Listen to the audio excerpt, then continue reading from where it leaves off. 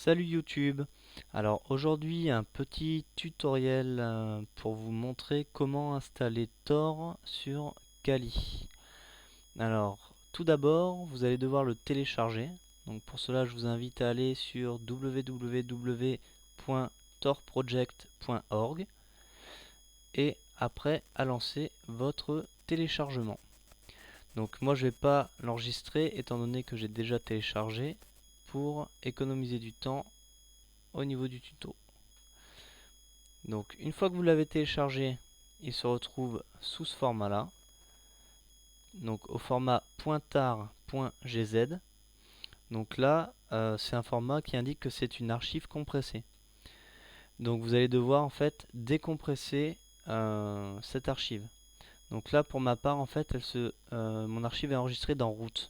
Donc j'ouvre un terminal et ce que je vais faire, je vais rentrer la commande pour décompresser ce fichier, pour extraire l'archive en fait, ça va être tar espace xzf espace et ensuite ça va être l'emplacement et le nom du fichier.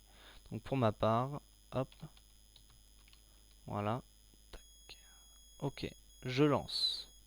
Donc là on a bien la commande pour extraire l'archive. Je clique sur entrée et là j'ai le deuxième prompt qui apparaît. Donc lui, ça me signifie que l'archive a été extraite. Je vérifie. Donc là, je peux voir mon archive compressée et ici, mon archive qui a été extraite.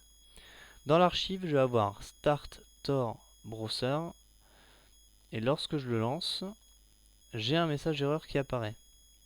The Tor Browser bundle should not be run as root. Exiting. Donc là, pour cela, on va devoir l'éditer. On fait un clic droit dessus, ouvrir avec l'ifpad. Et là, on va aller vers le milieu bas du fichier. On peut voir ici The Tor Browser Bundle should not be run as root. Exiting.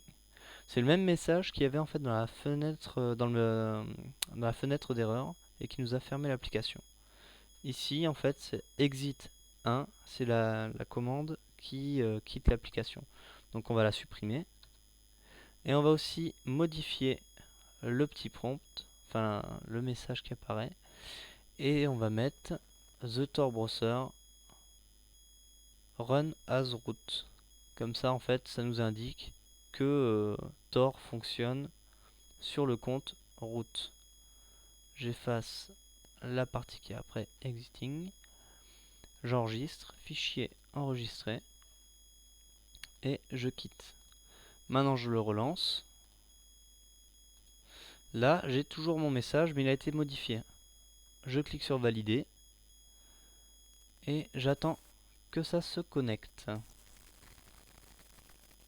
Donc j'ai une connexion qui est quand même assez lente. Ouais. Connected to the Tor network ici. Donc là on va attendre et on va avoir en fait mon navigateur qui va apparaître. Voilà. Et là il m'indique que je fonctionne bien sur le réseau Tor.